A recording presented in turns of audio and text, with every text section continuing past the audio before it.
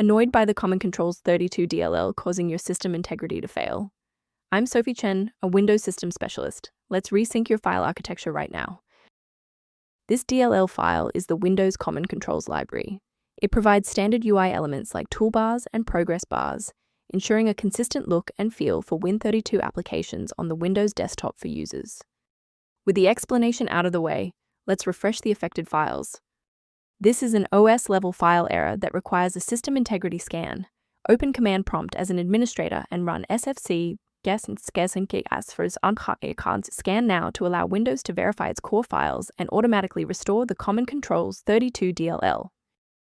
If that initial setup didn't clear the pop-up, let's examine the specific initialization sequence assigned to your applications directory. A full system restart clears the temporary memory cache and allows Windows to attempt a fresh initialization of all required libraries, including the Comctl32.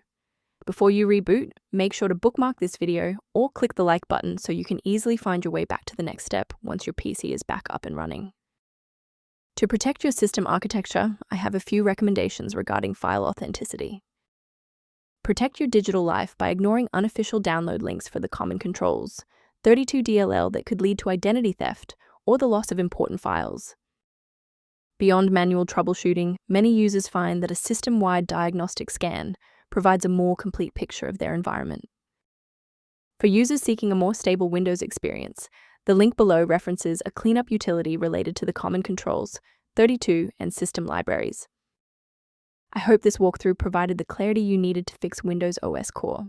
Please like the video to support the channel and subscribe for more system-level tutorials.